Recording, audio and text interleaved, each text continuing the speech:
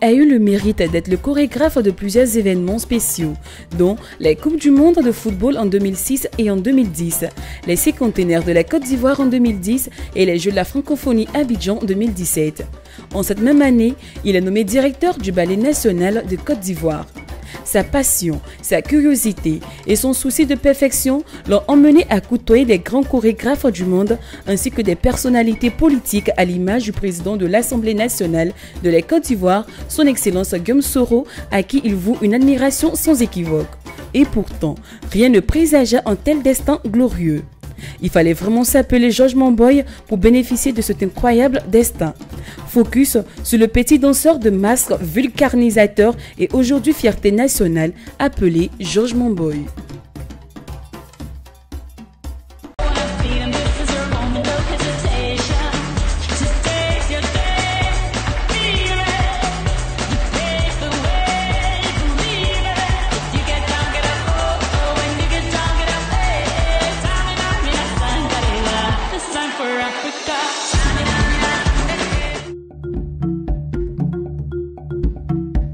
Georges Mamboy est d'abord avant tout un Ivoirien, un Africain et un citoyen du monde.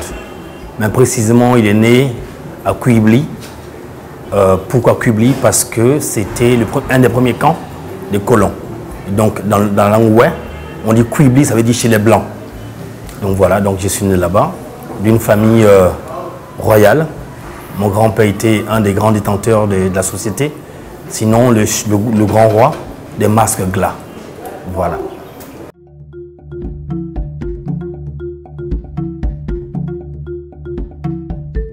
Mon père, ayant fui son père, parce que mon grand-père était un des grands rois, un des grands féticheurs, il a fait la première et la deuxième guerre mondiale, sans égratignure.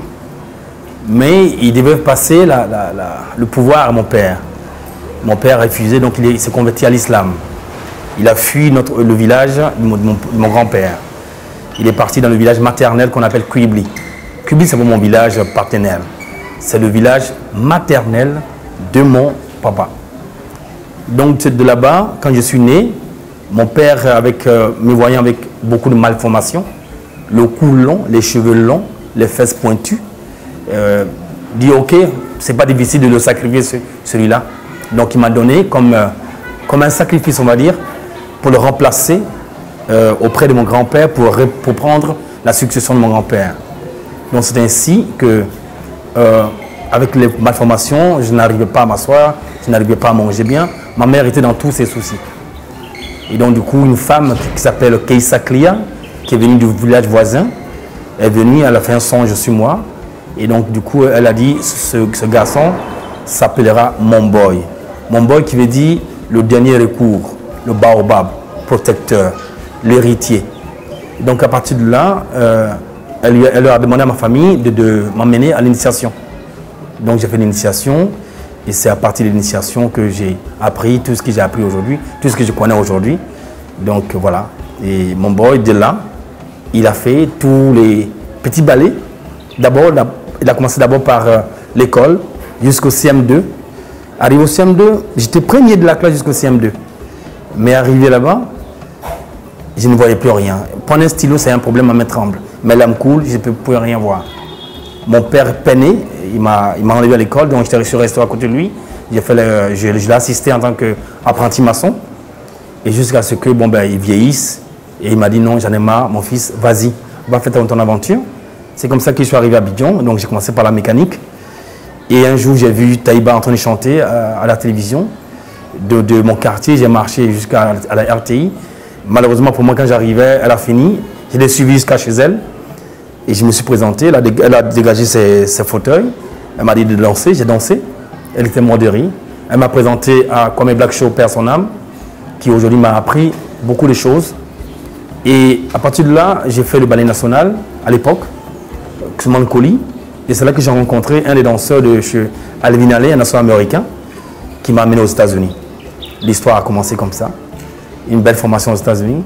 Après une autre expérience qui a terminé en France, où quand je suis arrivé, j'ai créé ma propre compagnie de danse, plus mon école. Et un jour, j'ai reçu un appel comme quoi il y a l'indépendance de Côte d'Ivoire, qu'on a besoin d'un chorégraphe, on a besoin d'un dossier. Donc j'ai postulé.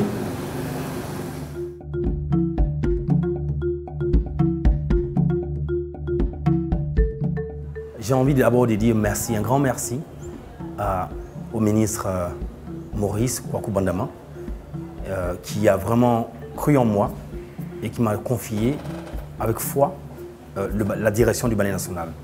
Le bilan d'abord, c'est que j'ai trouvé un ballet vide où il n'y a pas d'hommes, ni de femmes, ni de structure. Il y avait seulement le Sénac, qui est une structure voilà, qui gère le ballet national, mais il n'existait plus. Donc j'ai dû reprendre tout. Le ministre, dans sa vision, a confié le ballet à travers ma structure qui est privée.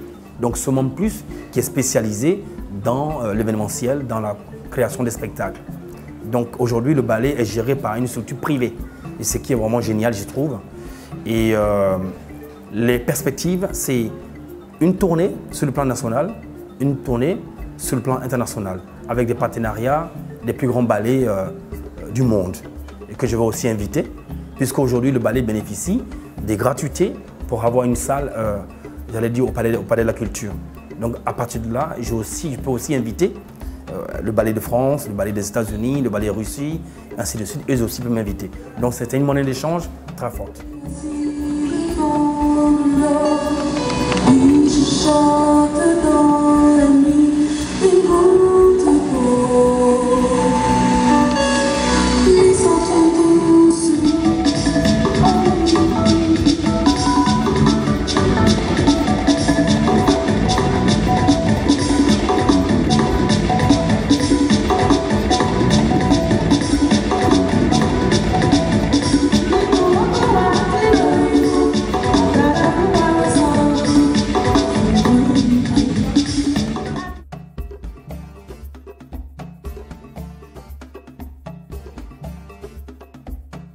C'était un 24 décembre, je ne me rappelle plus de l'année.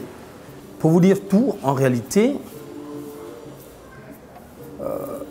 j'ai toujours pensé que la vision que ce monsieur a pour la Côte d'Ivoire, pour moi, c'est juste quelque chose qui mérite d'être entendu, d'être comparé, d'être discuté, d'être peut-être, j'allais dire, confronté, mais avec, j'allais dire, sans arrière-pensée.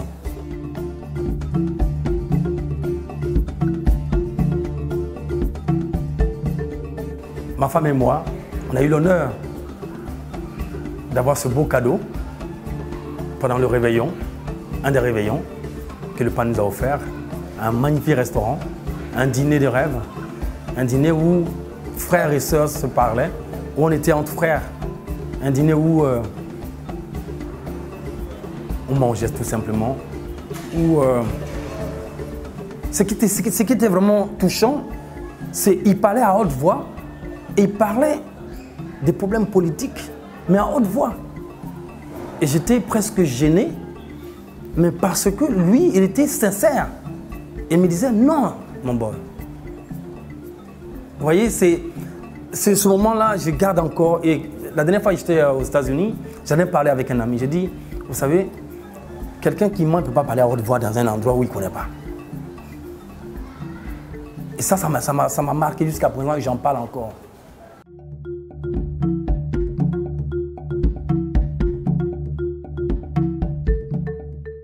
Oui, on vient de loin. Hein? Il faut que tout le monde se rappelle de ça, j'ai l'impression. Et donc, la seule manière de se réconcilier, c'est d'abord le pardon d'abord. Et aujourd'hui, on a besoin de ça. Et la Côte d'Ivoire a besoin de ce pardon-là pour que la réconciliation soit vraie, profonde et durable. Oui, je partage sa vision.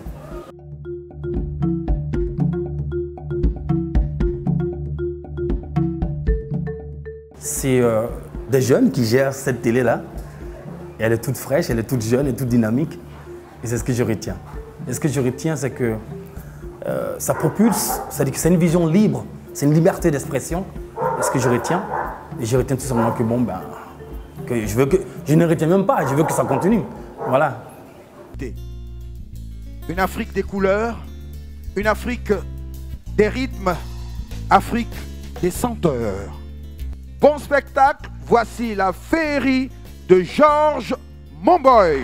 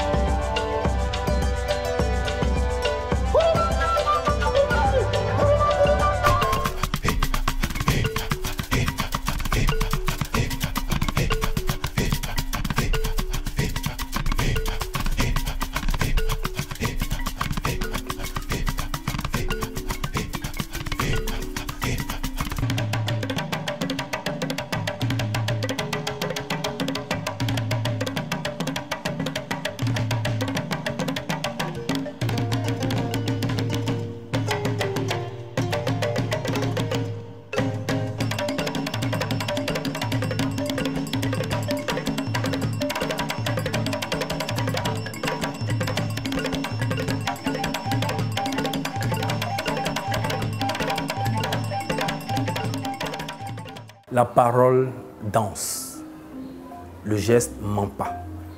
On croit que le corps danse, mais c'est la parole qui danse, puisqu'on peut mentir, on peut aller ici, on peut aller là. Mais ce qui est certain, c'est que dans la vie d'un homme, c'est quand les deux mains ont tendance à vouloir se toucher, qu'on sait qu'on a 5 doigts. 5 doigts parce qu'on les colle. Parce qu'à un moment, quand on les délie et que ça devient une histoire de doigts, là, ça devient une espèce de visage qu'on palpe. La bouche qui, de temps en temps, on sent qu'on a 5 doigts toujours, mais on a 5 autres doigts. Les deux mains n'ont pas les mêmes tendances, n'ont pas le même rôle. Vous voyez ce que je veux dire? Donc à partir de là, on a ça.